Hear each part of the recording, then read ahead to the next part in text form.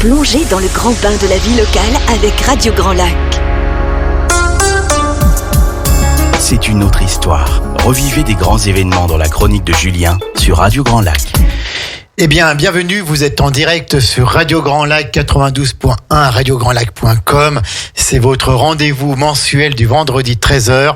Une fois par mois, le premier vendredi du mois, on a le plaisir de recevoir notre ami Julien qui vient pour nous parler d'histoire, d'un événement qui s'est déroulé soit dans l'histoire de France, soit dans l'histoire du monde, donc le même mois, dans un autre temps.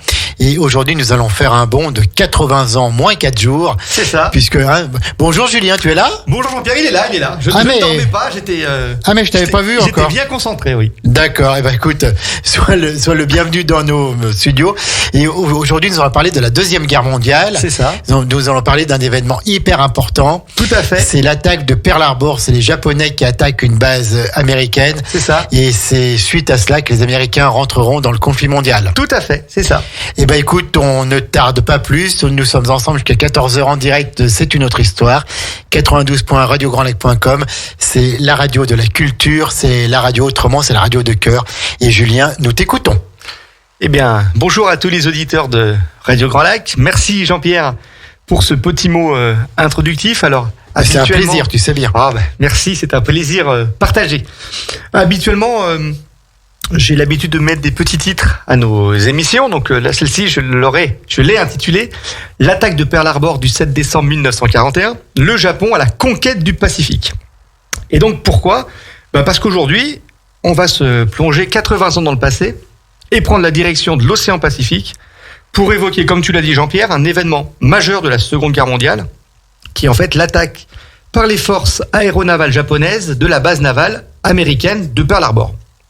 Cette bataille, à l'instar de beaucoup d'autres, de ce que l'on appelle la guerre du Pacifique, et je pense à la bataille de Guadalcanal, à Iwo Jima, à Midway bien sûr, ou encore Okinawa, et cette bataille de Pearl Harbor, elle est restée dans les mémoires, car elle a quelque chose en plus pour les Américains. Et en fait, c'est la première fois depuis 1812 qu'une nation étrangère attaque son propre sol. D'ailleurs, Jean-Pierre, ça s'est produit à de très rares fois. Donc, il y a eu 1812, c'était contre les Anglais, 1941 contre les Japonais, et la dernière fois, c'était le 11 septembre 2001 où tout à fait. Al-Qaïda a attaqué directement sur le sol américain. C'est quelque chose qui est très rare dans l'histoire. Ce jour d'infamie, pour reprendre les mots du président Franklin Delano Roosevelt, il força l'entrée en guerre des États-Unis aux côtés des Alliés, mais aussi le début de la conquête du Pacifique par les troupes japonaises. L'année 41, elle est importante à plusieurs titres dans l'histoire de la Seconde Guerre mondiale, parce que bien sûr, il y a l'attaque de Pearl Harbor, mais sur le front de l'Est, les Allemands, ils ont débuté l'invasion de l'URSS. C'était en juin 1941, c'est ce qu'on appelle l'opération Barbarossa. Oui. En Afrique, les troupes françaises libres du colonel Leclerc, il n'était pas encore général, ni maréchal de France, prennent Koufra et ils prononcent le serment de Koufra, justement. Et ce serment, il explique qu'il faut à tout prix poursuivre la lutte jusqu'à la libération de Strasbourg. Jusqu'à ce que nos belles couleurs flottent sur les cathédrales de Strasbourg. Tout à fait. Et en Europe, donc les Allemands, aidés dans une moindre mesure par les Italiens, ils se sont emparés de la Grèce et de la Yougoslavie. Donc vous le constatez, l'année 41, elle est charnière dans l'histoire du second conflit mondial, et donc elle est charnière dans l'histoire du monde. Mais on va revenir au 7 décembre 1941, on va prendre notre machine à voyager dans le temps, et direction 80 ans en arrière, et on va prendre le large, en direction du territoire américain d'Hawaï, et plus précisément sur l'île d'Oahu, où se trouve la plus importante base navale américaine du Pacifique. Vous l'avez deviné, je veux parler de la base de Pearl Harbor. Mais avant de décrire cette fameuse bataille, on va essayer de voir le contexte stratégique de cette fin d'année 1941 dans le Pacifique. Et en fait, pourquoi les Japonais, ils ont pour projet d'attaquer frontalement les Américains. En ce qui concerne le contexte, alors il est inutile de vous signifier qu'en 1941, l'année est particulièrement trouble, y compris dans la zone Pacifique et Sud-Est asiatique. Donc en effet, les Japonais, alors eux, ils sont déjà en guerre depuis 1937, car ils ont attaqué la Chine, ils débutent l'invasion de la Chine, et ils sont maîtres, en plus de leur territoire d'origine, c'est-à-dire Taïwan et la Corée, et de la Mandchourie, qui est en fait un protectorat qu'on appelle le Manchukuo, et ben les Japonais, en 1941, ils sont maîtres d'une large partie de l'est de la Chine, qui comprend Pékin, Shanghai, Wuhan, et en plus des ports très importants, dont Hong Kong. Donc vous voyez qu'en 1941, les Japonais avancent, on va dire, inexorablement en Chine. Et depuis septembre 1940, ils sont également maîtres de l'Indochine française. Ils ont profité de la défaite française pour envahir l'Indochine. Alors les Japonais, ils pensaient en finir avec les armées chinoises en seulement quelques mois, mais ils durent affronter 3 problèmes de taille. Le premier, c'est la difficulté d'un territoire qui est vaste. Vous voyez tous la géographie de la Chine, et donc vous voyez tous la géographie du Japon. Donc vous imaginez que pour ce pays, il est très compliqué non seulement d'envahir un territoire aussi immense que la Chine, mais également de l'occuper dans le temps. Et le second, c'était en fait le second problème, c'est une alliance qu'il y a eu entre les troupes nationalistes chinoises de Chiang Kai-shek et les communistes de Mao Zedong, qui étaient jusqu'alors en guerre civile. Les Japonais pensaient profiter de cette guerre civile pour pénétrer rapidement en Chine, mais avec l'arrivée des Japonais, Chiang Kai-shek et Mao font alliance pour combattre l'ennemi commun. Et en fait, le troisième, et pas des moindres, c'est l'absolue nécessité pour les Japonais d'obtenir des matières premières qu'ils ne possèdent pas, notamment le pétrole et le caoutchouc, qui sont 2 matières premières indispensables pour mener une guerre longue. Et celles-ci, elles parviennent très vite à manquer. Le pétrole, on en a besoin pour faire fonctionner les navires, les avions, les chars, les véhicules de transport. Et vous imaginez que quand on envahit un territoire aussi immense que la Chine, on a besoin de matières premières, mais en quantité très, très abondante. En fait, suite à l'invasion de la Chine en 1937, il y a une pénurie des matières premières pour les Japonais, car les États-Unis, le Royaume-Uni et les Pays-Bas, ils décrètent un embargo sur les exportations de pétrole et de matières premières en direction du Japon. Donc le Japon ne possédant pas de matières premières, il va falloir qu'il les récupère quelque part. La guerre, ce que l'on appelle la guerre sino-japonaise, elle s'enlise, et les Japonais, ils ont un besoin urgent, pour ne pas dire vital, notamment de pétrole. Et puisque les importations, elles sont impossibles, et que le sous-sol du Japon ne regorge pas de ces matières essentielles, l'état-major propose à l'empereur, qui est l'empereur Hirohito, une solution radicale, celle de s'emparer de ces matières premières par la force. Mais pour ça, il y a un problème. L'Asie du Sud-Est, il est très vaste, et les territoires qui le composent appartiennent à des puissances maritimes très importantes.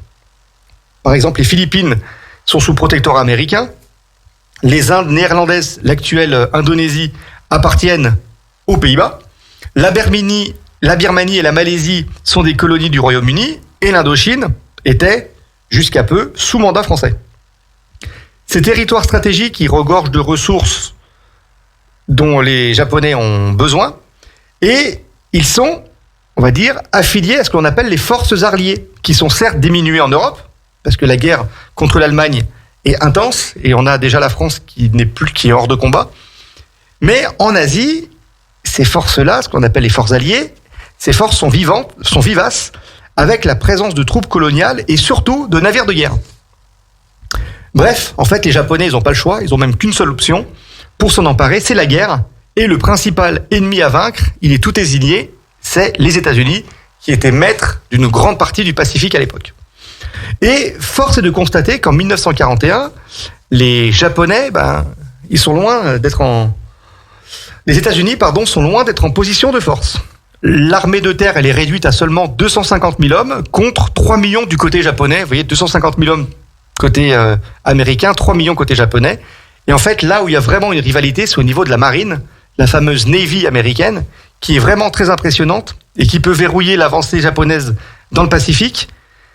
Même si, on va dire, car il y a un mais, 20% de la flotte du Pacifique a été transférée vers l'Atlantique afin d'aider à la sécurisation des convois britanniques lors de la fameuse bataille de l'Atlantique. Donc en fait, vous savez, l'Angleterre est seule en guerre contre l'Allemagne. Elle a, elle aussi, un besoin impératif de matières premières et de matériel. Ces matières premières et ce matériel vient des États-Unis.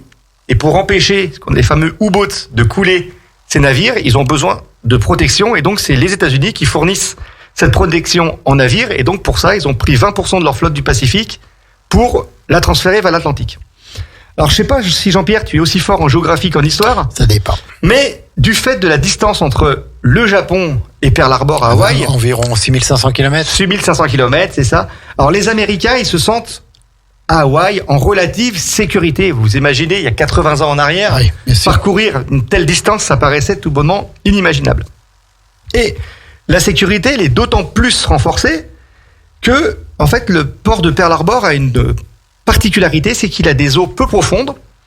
Et le fait d'avoir des eaux peu profondes, On évite les torpilles. on évite les torpilles. Voilà, donc ils se disent, nous, on risque pas grand-chose, on est en sécurité à 6500 km, et de toute façon, la rade de notre port ayant des eaux peu profondes, on est tranquille avec les torpilles, puisque vous savez que les avions, à l'époque, pour attaquer des navires, ils avaient des torpilles sous eux, ils lâchaient les torpilles et allaient vers les navires. Mais en fait, on peut dire qu'il y a une certaine insouciance qui régnait du côté américain.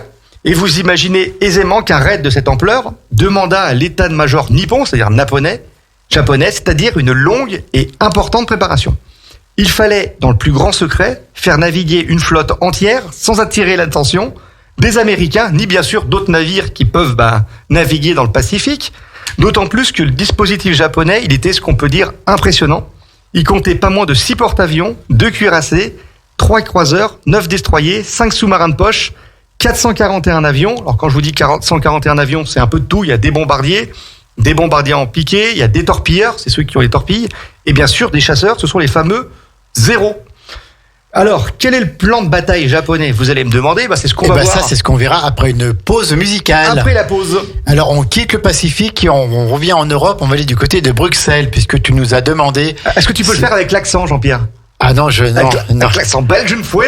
Tu sais le faire, toi. Donc, Bruxelles, je t'aime, de Angèle. On quitte le Pacifique et on y retourne dans quelques petites minutes. C'est une autre histoire. C'est avec Julien. Et on parle de la bataille de Pearl Harbor qui a eu lieu il y a 80 ans, dans quelques jours. À tout de suite, ne partez pas. 92.1, c'est la fréquence de Radio Grand Lac. C'est une autre histoire. Revivez des grands événements dans la chronique de Julien sur Radio Grand Lac. La chronique de Julien, nous sommes toujours en direct sur Radio Grand Lac 92.1, radiograndlac.com. Merci pour votre fidélité. Merci pour vos messages de plus en plus nombreux qui nous font chaud au cœur. Et Julien nous parle jusqu'à 14h d'un événement qui s'est déroulé il y a 80 ans, moins 4 jours. C'est la bataille de Pearl Harbor, le 7 décembre 1941. Bataille du Pacifique qui a donc les Japonais qui ont attaqué les Américains. Donc les Américains sont rentrés dans le deuxième conflit mondial. Alors là, nous allions parler, Julien, du plan japonais. C'est ça. Oui, parce que vous imaginez que pour monter un plan de bataille de cette envergure, il faut bien sûr une préparation importante. Et sur le plan japonais, on peut dire qu'il est quand même ambitieux. Et en fait, il a été pensé très tôt, dès les premières semaines de l'année 1941, parce que vous savez que les chefs d'état-major ont toujours un coup d'avance, et ils avaient déjà en tête qu'il y aurait forcément un conflit avec les États-Unis. Donc ils avaient préparé déjà ce plan de bataille dès les premières semaines de l'année. Et ce plan a été approuvé par l'empereur Hirohito le 5 novembre 1941. On est un peu plus d'un mois avant l'attaque de Pearl Harbor. En fait, ce plan, il projette par l'action de 3 vagues successives de couler directement dans la rade les navires américains présents, de détruire les avions et les installations de la base. Mais il fallait qu'il y ait un facteur clé qui soit pris en compte, c'était la surprise. Et en effet, pour avoir l'effet de surprise, il fallait que l'attaque débute à l'aube, sans déclaration de guerre, et bien sûr, un dimanche, jour où les équipages sont le moins nombreux et où aucune patrouille n'effectue des reconnaissances. Les Japonais, pour préparer ce raid, avaient 2 exemples précis. En fait, leur attaque surprise de la flotte russe lors de la bataille de Port Arthur en 1904, c'était lors de la guerre russo-japonaise, guerre très importante parce que c'était la première fois qu'une nation asiatique remportait la victoire sur une nation européenne. Et un autre exemple, c'est le raid aérien britannique de la ville de Tarente, où les Anglais ont utilisé des bombardiers torpilleurs contre les Italiens dans le port de Tarente. C'était en novembre 1940. Ces 2 facteurs, donc on va dire la surprise et l'attaque de bombardiers torpilleurs, seront les points forts du plan d'attaque de l'amiral japonais, le fameux Isoroku Yamamoto, qui est en fait un Tu génie. peux leur dire une fois? Isoroku Yamamoto. Génie militaire à l'esprit d'analyse rapide. En fait, c'était un vrai tacticien. C'était vraiment un grand chef de guerre qui d'ailleurs était une cible de choix par les Américains qui va décéder pendant la guerre. Pour la petite histoire, les Américains vont intercepter un message et vont abattre son avion. Parce qu'ils ils ne le voulaient plus comme adversaire. C'était vraiment un général très talentueux. Et donc, on l'a vu, l'empereur a validé l'attaque le 5 novembre. Et il faut donc seulement quelques semaines pour préparer les équipages, tester le matériel et bien sûr, informer les commandants des modalités de l'attaque et tout ça dans le plus grand secret. Je vous indiquais tout à l'heure que les eaux du port, elles étaient peu profondes et empêchaient le torpillage des navires. Or, l'état-major japonais, il met au point un système ingénieux qui était de fixer des ailerons en bois pour en fait faire remonter les torpilles et éviter qu'elles s'enfoncent profondément dans l'eau. En fait, vous savez, vous connaissez, hein, le bois, ça flotte, et le fait de mettre du bois sur les torpilles, ça les a presque... elles étaient à ras de l'eau. La flotte, elle se regroupe, donc à partir du 14 novembre 1941, dans le nord du Japon, dans les îles Kuriles. Alors en fait, les îles Kuriles, elles ont l'avantage d'être peu peuplées, d'être habitées par peu d'étrangers, donc potentiellement peu d'espions, et d'avoir, de manière quasi permanente, un épais brouillard. Donc déjà, on se met dans un lieu où il y a peu de population, où il y a peu d'étrangers susceptibles d'être des espions, et bien sûr, on ne voit pas grand-chose, c'est-à-dire que même les habitants qui habitaient sur les lieux ne pouvaient pas se rendre compte de l'importance du dispositif japonais. Parce qu'on parle quand même de 6 porte-avions, hein, c'est pas n'importe quoi. Le signal du départ il est donné pour le 26 novembre, et l'armada japonaise, elle emprunte la route la plus au nord, qui est celle la moins fréquentée et coupa toute liaison radiophonique pour ne pas être détectée. D'ailleurs, ils ont pris une mesure de sécurité supplémentaire. Les radios des porte-avions sont en fait transférées sur les destroyers, qui sont en fait des navires beaucoup plus petits. Comme ça posait pas de problème, ça brouillait encore plus les cartes. En fait, pour Yamamoto, les porte-avions, c'est la clé de cette bataille. Les porte-avions, ce sont des véritables monstres des mers. Ils joueront un rôle primordial dans la guerre du Pacifique et seront d'ailleurs les cibles prioritaires du raid de Pearl Harbor. Les Japonais, ce qu'ils veulent, c'est en priorité couler les porte-avions américains. Mais il y a un problème. Il y a des espions japonais sur place, sur l'île de Oahu, et ils indiquent que les 3 porte-avions qui sont habituellement basés à Pearl Harbor, à savoir le USS Enterprise, les fans de Star Trek verront de quoi je veux parler, le USS Lexington et le USS Saratoga, et en fait, ils sont absents pour diverses raisons. Soit ils sont en mission secrète, soit ils sont en réparation à San Diego. Donc les cibles prioritaires japonaises, elles sont absentes. Donc Yamamoto, qu'est-ce qu'il fait ? Il hésite, il tergiverse, mais il décide de maintenir la mission. Et cette décision, elle aura des conséquences dramatiques pour les Japonais dans les mois qui vont suivre. On le verra tout à l'heure. La flotte, elle est alors en mer, et ça pour de longs jours. Et parallèlement, en fait, pour brouiller encore plus les pistes, les Japonais entament des discussions diplomatiques pour trouver une solution à leur problème de guerre dans le Pacifique, pour essayer de régler par la paix ce problème de matières premières.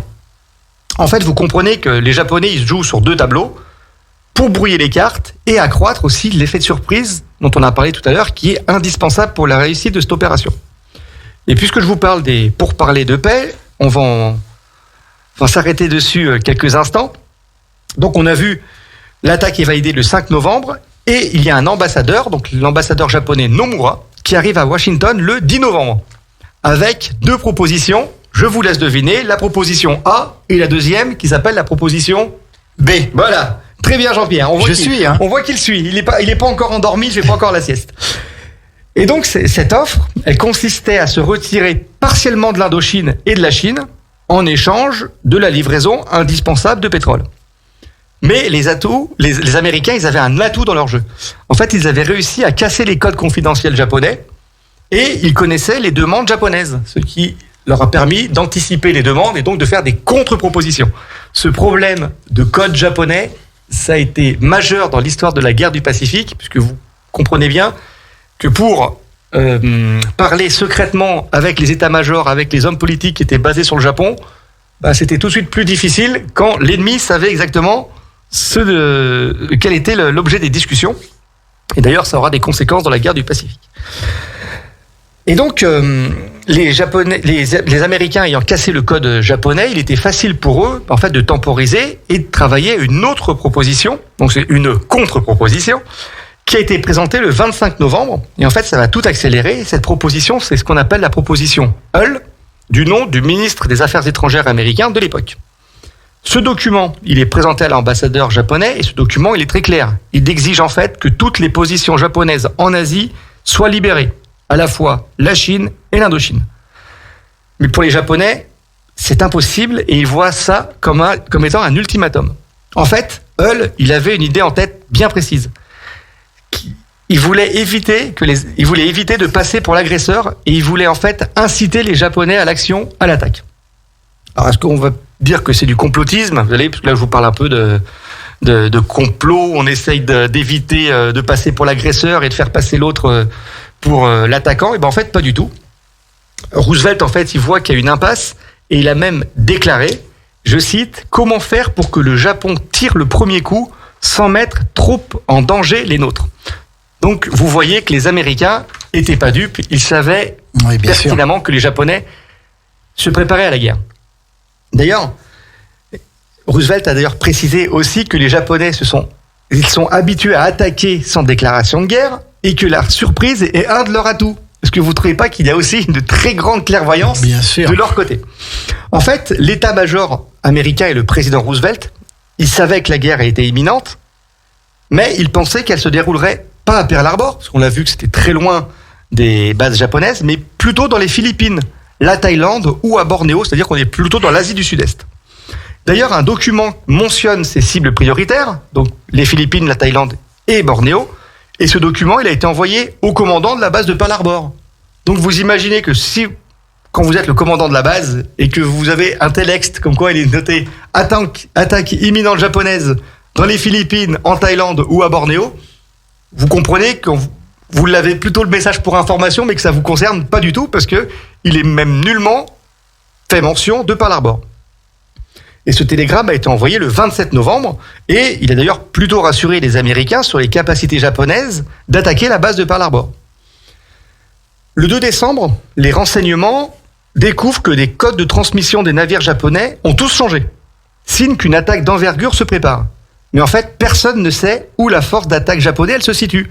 Et oui, parce qu'on a vu qu'elle était en fait dans le nord du Pacifique, dans un espace où il y a peu, voire pas de navires. Le 6 décembre, on est 24 heures avant l'attaque, il y a un nouveau message japonais qui est intercepté par les Américains. Et celui-ci, il informe de manœuvres navales au large de Pearl Harbor. Là, le message est très clair. Mais figurez-vous que l'employé qui est chargé de le décrypter, parce qu'en fait, il y a le décryptage qui se fait et puis il y a la traduction. Vous savez, les Américains doivent d'abord décrypter le message et puis après le traduire du japonais à l'anglais.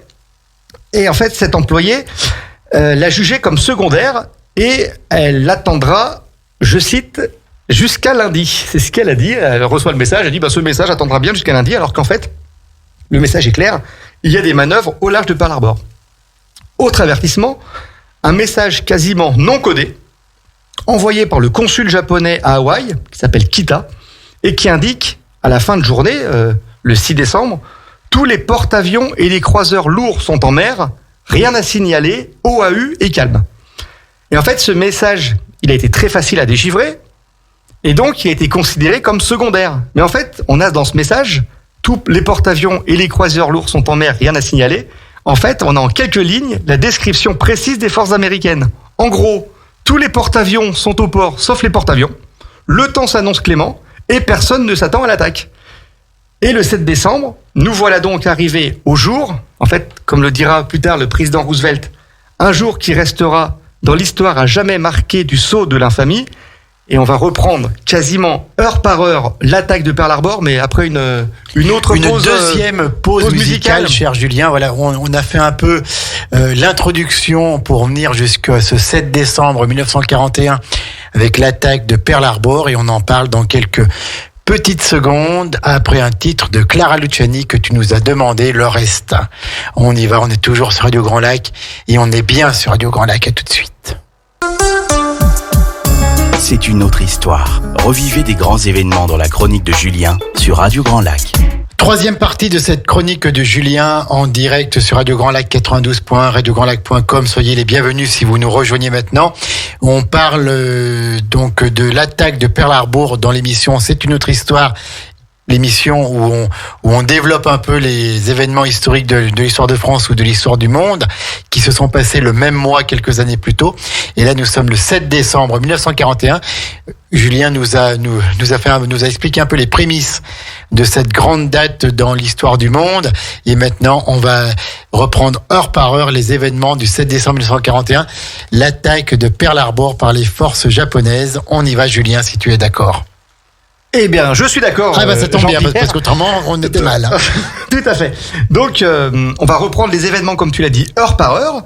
Et donc, nous sommes le 7 décembre 1941, 3 heures du matin. La flotte japonaise, elle est à 370 km. J'arrive mieux à parler japonais que français, Jean-Pierre, tu remarqueras. La flotte japonaise est à 370 km au nord d'Hawaï et les équipages sont en salle de briefing pour entendre les dernières consignes.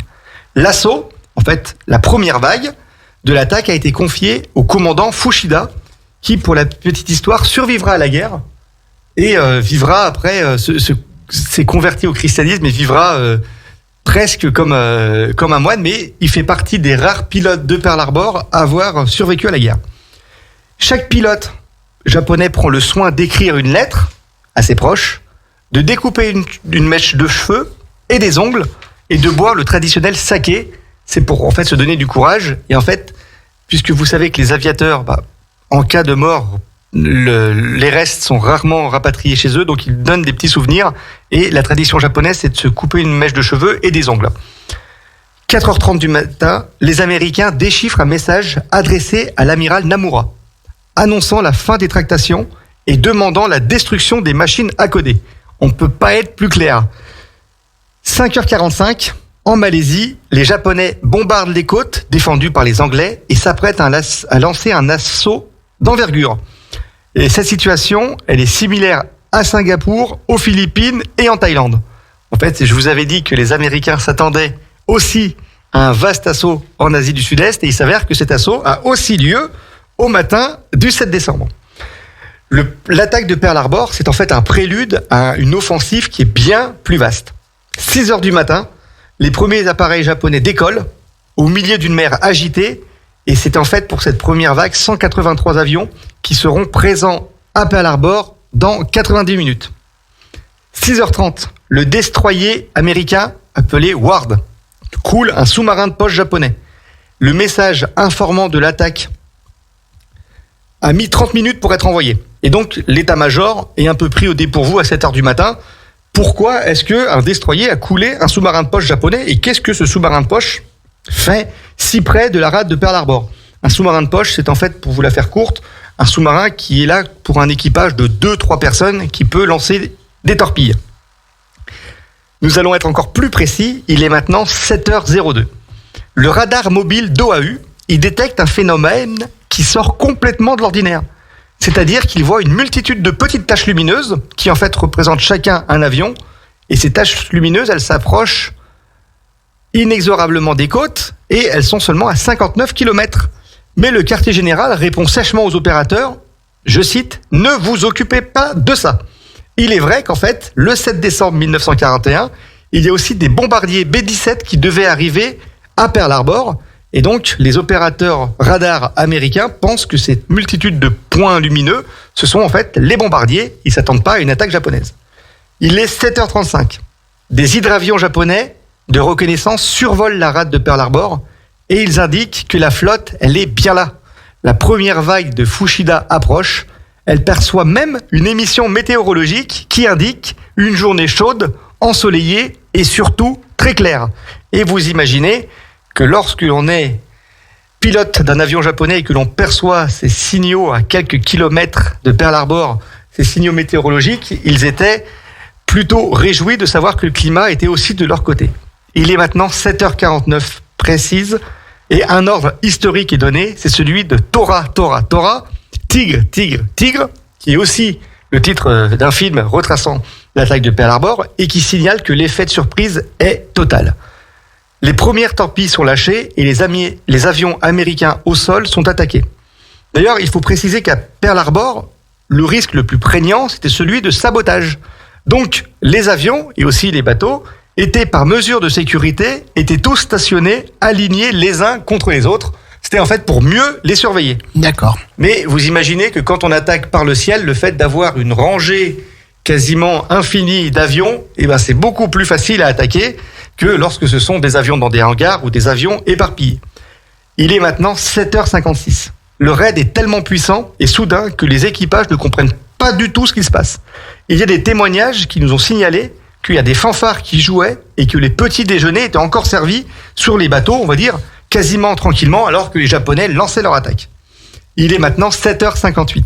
La tour de contrôle envoie un message. Pearl Harbor est attaqué, ceci n'est pas un exercice. Ce message sera reçu à Washington à 8h10 et le ministre de la Marine américain, qui s'appelle Knox, il n'en croit pas ses oreilles. Il déclara « Ce n'est pas possible, il ne s'agit pas de Pearl Harbor, mais des Philippines. » C'est-à-dire que même au cœur de l'attaque, les politiciens américains ne croyaient pas au fait que Pearl Harbor soit attaqué. Ils pensaient aux Philippines, parce que comme on l'a vu, les Japonais attaquaient aussi simultanément l'Asie du Sud-Est. La première vague de l'assaut, elle dure 1 heure et elle occasionna des dommages importants. L'Oklahoma, le West Virginia, ils sont touchés. L'Arizona, qui est un grand cuirassé américain, explosa par l'avant, causant la mort d'1 millier de marins. Et l'Oklahoma, l'USS Oklahoma, chavira. Une fois les munitions épuisées, les Japonais repartent et regagnent leur porte-avions d'attache. Il est maintenant 8h40. La seconde vague d'assaut, composée de 86 bombardiers en piqué, vous savez, les bombardiers en piqué, c'est les fameux Stuka allemands. Les Stuka. Voilà, c'est en fait les bombardiers qui piquent sur leur cible, lâchent leur bombe au dernier moment et remontent après. C'est des bombardiers qui sont très précis. Il y a 54 bombardiers en altitude, donc ils sont bien sûr plus en hauteur et lâchent une quantité de bombes plutôt pour attaquer des infrastructures. Et 36 chasseurs arrivent. Au bout de quelques minutes, en fait, tous les navires de Pearl Harbor sont en flammes et les Japonais concentrent leur attaque sur les installations portuaires. Mais étrangement, ils oublient les gigantesques stocks de carburant. Vous savez que je vous ai dit au début de cette émission que le pétrole et le carburant, c'était quelque chose de central pour mener une guerre. Et on ne sait pas pourquoi. Peut-être parce qu'ils pensaient que ça allait être la 3e vague qui allait les attaquer. Mais ils laissent quasiment intacts les gigantesques stocks de carburant. Mettre à mal ces stocks aurait permis de retarder les attaques américaines de facilement 6 mois. Voilà. Mais la 3e vague, il n'y en a pas. En fait, les Japonais ont été conscients que c'était la fin de l'effet surprise et l'amiral Nagumo ne voulait pas accroître les pertes japonaises et désirait en fait s'éloigner le plus possible pour éviter toute contre-attaque ennemie. Le raid a été très rapide, il prend fin à 9h45 du matin et les appareils atterrissent sur leur porte-avions. Les Japonais apprennent officiellement l'entrée en guerre de leur pays contre les États-Unis à 11h30. Le bilan côté américain, il est terrible. Il y a 19 bâtiments de guerre qui sont détruits. La force de frappe représentée par les cuirassés est pratiquement anéantie. Du côté de l'aviation, 188 avions sont détruits, alors quasiment tous au sol. Mais le bilan le plus lourd, il est bien sûr humain. 2403 tués ou disparus, dont 70 civils et plus de 1000 blessés. Côté japonais, le bilan est bien plus mince.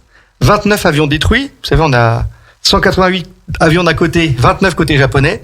55 aviateurs tués et 5 sous-marins de poche détruits ou capturés. Les Américains, en fait, ils sont abasourdis par cet échec et le président Roosevelt, maintenant, il n'a plus le choix. Il doit s'adresser au Congrès, parce que vous savez qu'en fait, aux États-Unis, l'entrée en guerre est votée par le Congrès et il est obligé de demander un vote en faveur de l'entrée en guerre contre le Japon. Et cette entrée en guerre, il la demande le 8 décembre. Le jour même, en fait. Parce que, en fait, on est le 7 décembre, heure d'Hawaï, mais on est le 8 décembre, heure de Washington. Et le président Roosevelt, il prononça ces mots hier, 7 décembre 1941, une date qui restera à jamais marquée dans l'histoire comme un jour d'infamie. Les États-Unis d'Amérique ont été attaqués délibérément par les forces navales et aériennes de l'Empire du Japon. Et il ajouta, j'ai demandé que le Congrès déclare la guerre depuis l'attaque perpétrée par le Japon, dimanche 7 décembre. Donc, nous avons maintenant les États-Unis qui sont en guerre. C'est pour ça que nous considérons la bataille de Pearl Harbor comme un tournant dans l'histoire de la Seconde Guerre mondiale. avec l'entrée en guerre des États-Unis, le rapport de force changea en fait définitivement en faveur des Alliés. D'autant plus que 6 mois après, on est le 4 juin 1942, lors de la fameuse bataille de Midway, les Japonais subirent leur première grande défaite dans le Pacifique. En fait, on peut dire que Pearl Harbor, c'est une victoire tactique majeure, mais elle est en même temps une défaite stratégique pour les Japonais. Je m'explique. Victoire tactique, puisqu'on ne peut pas aller à l'encontre de la victoire japonaise à Pearl Harbor, mais cette victoire, en fait, a été une défaite, puisqu'elle a enclenché l'entrée en guerre des États-Unis. Et en fait, bien sûr, pour reprendre les mots de l'amiral Yamamoto, la guerre qui s'annonçait ne pouvait plus être gagnée, car les Japonais, en attaquant Pearl Harbor, ont réveillé, je cite, un géant. Cette attaque de Pearl Harbor a directement fait rarissime, comme je l'ai dit tout à l'heure, toucher le territoire américain. Et côté japonais, il faudra en fait attendre la bataille d'Iwo Jima en février-mars 1945 pour que les Américains mettent le pied sur le sol sacré nippon. Mais ça, cher Jean-Pierre, c'est une autre histoire. Merci Julien pour ces propos très passionnants, très complets et très bien fournis. Merci. Sur donc la bataille de Pearl Harbor, l'attaque de Pearl Harbor du 7 décembre 1941. Je suis sûr que nous avons plein de questions à te poser. J'espère. Alors nous faisons une dernière pause musicale avec Alain Bachung et on se retrouve après. Est-ce que c'est Gabi C'est Gabi. Gabi. Et on se retrouve après pour poser quelques questions et creuser encore un peu plus cette attaque de Pearl Harbor. À tout de suite. Ne partez pas, restez bien sur Radio Grand Lac 92.1, radiograndlac.com. C'est une autre histoire. Revivez des grands événements dans la chronique de Julien sur Radio Grand Lac. On a un Julien particulièrement en forme aujourd'hui qui danse pendant les pauses musicales après nous avoir parlé brillamment de l'attaque de Pearl Harbor du 7 décembre 1941, attaque des Japonais sur la marine américaine et donc ce qui provoquera l'entrée des États-Unis dans le deuxième conflit mondial. C'est bien ça, Julien, hein? C'est ça. Et puis j'ai retenu les grandes lignes. Là, c'est déjà. Ça. Entrée en guerre des États-Unis et donc la chute de l'Empire japonais. Et la chute de l'Empire japonais, tout à fait. Alors, après ce brillant exposé de 43 minutes, toi, j'ai chronométré. Bravo. 2 questions. Que sont devenus les 3 porte-avions américains rescapés de Pearl Harbor? Eh bien, cher Jean-Pierre, c'est une vaste question. Parce qu'en fait, sur cette question, il y a de nombreuses polémiques et théories qui ont existé concernant l'absence donc des 3 porte-avions le matin du 7 décembre. En fait, l'USS Saratoga, il est en réparation le 7 décembre sur la côte ouest des États-Unis et reprendra la mer seulement quelques semaines après Pearl Harbor. Nous avons l'USS Lexington qui a eu pour mission de transporter en fait des avions pour la base de Midway. Il a reçu cette mission seulement 2 jours avant la bataille de Pearl Harbor, c'est le 5 décembre 1941. D'ailleurs, ce porte-avions, il va sombrer lors d'une autre fameuse bataille navale qui est la bataille de la mer de Corail en mai 1942. Et ensuite, l'USS Enterprise, alors on va s'arrêter un peu sur ce bâtiment, qui est vraiment un bâtiment mythique de la marine américaine. En fait, il prit la mer, lui, le 28 novembre, pour l'île de Wake, où il devait aussi déposer un escadron de chasseurs. Alors, vous vous rendez compte, vous avez vu, ça s'est joué à quelques jours près. Pour le USS Lexington, c'est le 5 décembre qu'il quitta Pearl Harbor, et l'Enterprise le 28 novembre. Et ben, l'USS Enterprise, lors de la bataille de Midway, en fait, ces chasseurs participèrent à couler pas moins de 3 porte-avions japonais qui ont participé à la bataille de Pearl Harbor. Donc, vous imaginez que si l'Enterprise, on va refaire un peu d'histoire fiction, si l'Enterprise avait été le soir de l'attaque à Pearl Harbor, il aurait certainement été touché par l'attaque, il n'aurait pas pu participer à la bataille de Midway et les Japonais n'auraient pas eu 3 porte-avions coulés. Et ça se trouve, le cours de la guerre du Pacifique aurait pu être totalement différent. L'Enterprise est considéré comme un navire de guerre mythique et reste encore à ce jour le bâtiment américain le plus décoré. Car oui, il n'y a pas seulement les hommes qui sont décorés, mais aussi les navires de guerre. Les navires. Qui reçoivent des Navy Cross, on peut même avoir la Légion d'honneur, voilà. Et puisque Jean-Pierre, tu me questionnes sur les porte-avions, je vais juste faire un petit commentaire essentiel. En fait, les Japonais, ils avaient compris, bien avant la guerre en 1941, que la guerre navale avait changé. Le temps, il n'était plus aux batailles avec des navires immenses qui se tirent directement dessus, comme ce fut le cas pendant la Première Guerre mondiale avec la bataille du Jutland, qui est la plus grande bataille navale de la Première Guerre mondiale. En fait, c'est la plus grande parce que c'est quasiment la seule. Et partout, ils n'ont pas attendu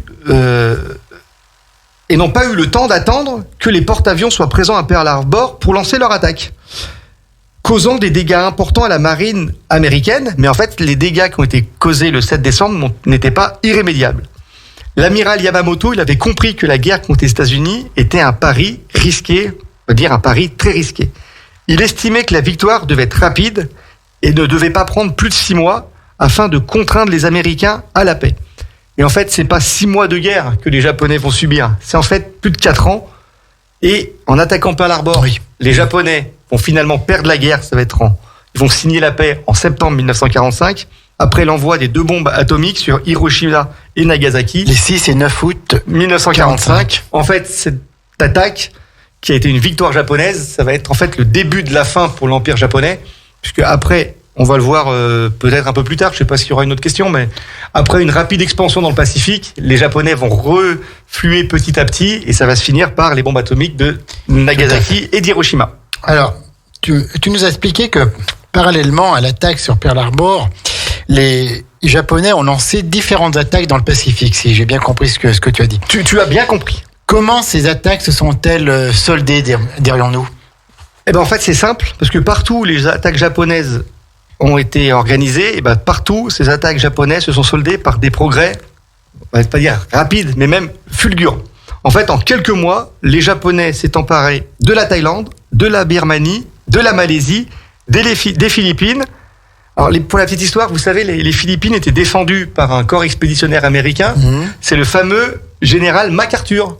Qui défendait les Philippines, donc qui est parti des Philippines. Quand il a quitté le sol philippin, il a eu cette phrase, on va dire, historique. I'll be back, je reviendrai, un peu comme Terminator, vous voyez, pour ceux qui connaissent. Voilà. Et en fait, il est vraiment revenu aux Philippines pour libérer après les Philippines. Les Philippines a été un territoire qui a vraiment subi de plein fouet la guerre du Pacifique. La capitale des Philippines a été en ruine à l'issue de la Seconde Guerre mondiale. Et outre ces territoires, ils ont ici, les Japonais, pris les îles de Bornéo et des Indes néerlandaises. C'est très important, les Indes néerlandaises, parce qu'elles avaient... Toute l'Asie du Sud-Est. Toute l'Asie du Sud-Est, oui, voilà. En seulement quelques mois, ils ont même réussi à pousser jusqu'en Nouvelle-Guinée, qui était un territoire australien.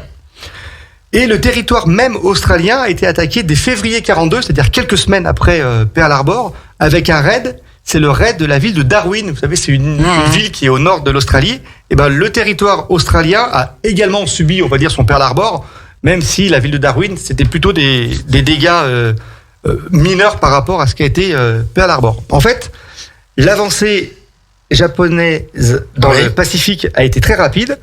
Et en fait, pour la stopper, il a fallu attendre la bataille de Midway en juin 1942. Il faudrait que tu nous en parles, tiens, de cette bataille de Midway. On en parlera. Et la suite de la campagne ne fut qu'une succession de victoires américaines, très très cher payées, à l'image de batailles. Alors je vais en citer quelques-unes. Guadalcanal, en 1942, donc c'est un débarquement américain sur l'île qui était défendu par les Japonais. Les Japonais avaient une stratégie assez, on va dire, originale pour l'époque. On va faire un petit parallèle avec la Seconde Guerre mondiale. Vous avez tous vu le soldat Ryan, avec les soldats allemands qui attendaient sur les plages, etc., et qui mitraillaient les pauvres Américains qui débarquaient. Les Japonais n'avaient pas du tout ça comme tactique. Ils attendaient que les Américains débarquent. Et hop. Et ben non, justement. Non. Ils attendaient que le gros pénètre dans l'île. Guadalcanal, c'est une jungle, c'est très compliqué. Ils faisaient des escarmouches, des embuscades. C'était horrible, ils se cachaient dans des trous. Enfin, c'était vraiment une défense pied à pied. On a également, j'en reparlerai dans 2 mois, si tu m'autorises, Jean-Pierre, la bataille d'Iwo Jima. Parce que tout à fait. C'est central dans l'histoire de la campagne du Pacifique.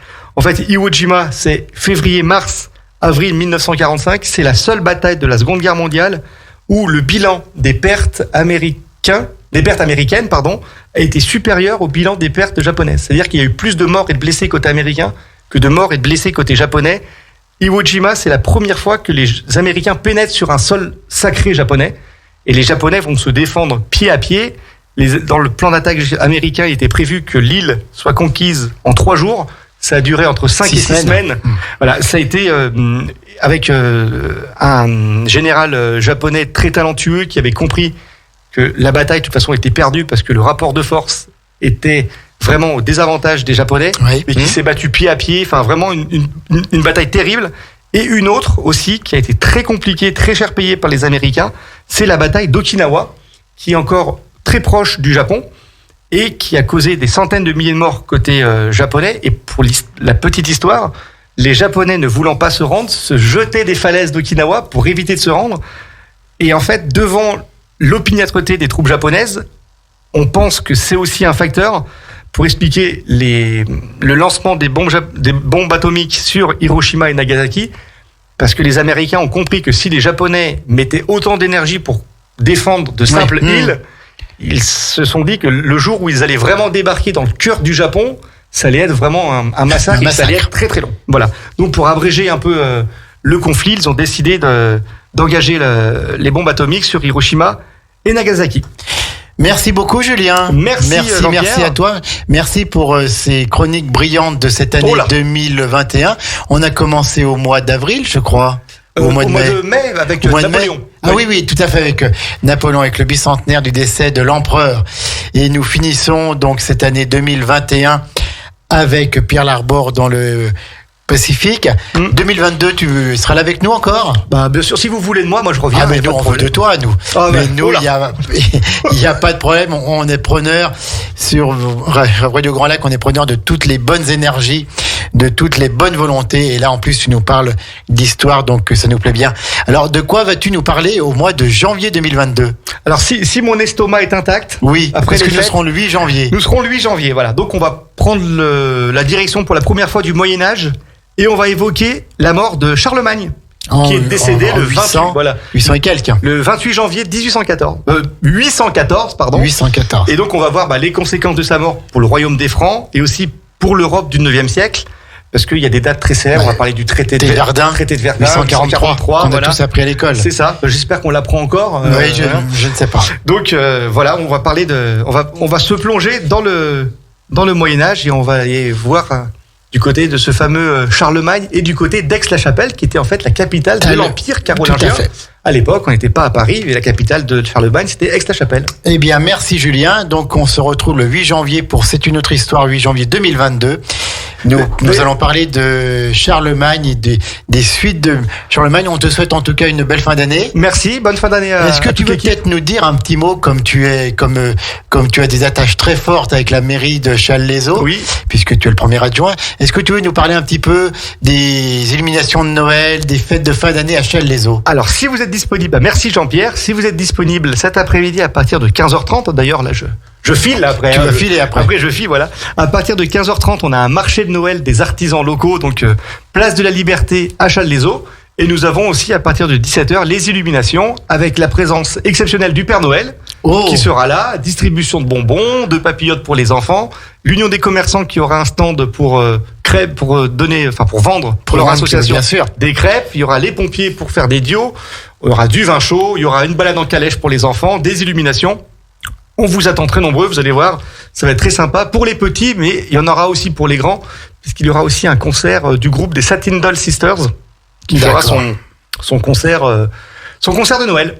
Eh ben merci beaucoup. Donc merci Jean-Pierre. Rendez-vous à partir de 15h30 à Challes-les-Eaux dans cette belle ville où je pense on va encore en entendre parler de plus en plus. Merci. À partir de 2022 sur Radio Grand Lac, parce que vous avez une programmation culturelle qui est de grande qualité et Radio Grand Lac sera bien sûr à vos côtés. En tout cas, pour le moment, c'est fini pour C'est une autre histoire. Ah non. Je vous rappelle, si Julien, je vous rappelle ce soir la Note Bleue, le magazine de jazz, un des magazines de jazz, une des émissions de jazz les plus qualitatives en France, qui démarre exceptionnellement à 18h30, 19h30, et non pas 19h-20h. Ce soir, c'est 18h30, 19h30, avec notre ami Christian qui recevra notamment les responsables du Jazz Club de Savoie. En tout cas, c'est cet après-midi, c'est ce soir, 18h30, 19h30. Là, il est 14h, nous sommes toujours en direct, et on est reparti avec la playlist musicale de Radio Grand Lac, cette playlist que vous adorez, que vous aimez. On vous souhaite un bon après-midi à l'écoute des programmes de votre radio préférée. Merci à vous, à bientôt, au revoir. Au revoir.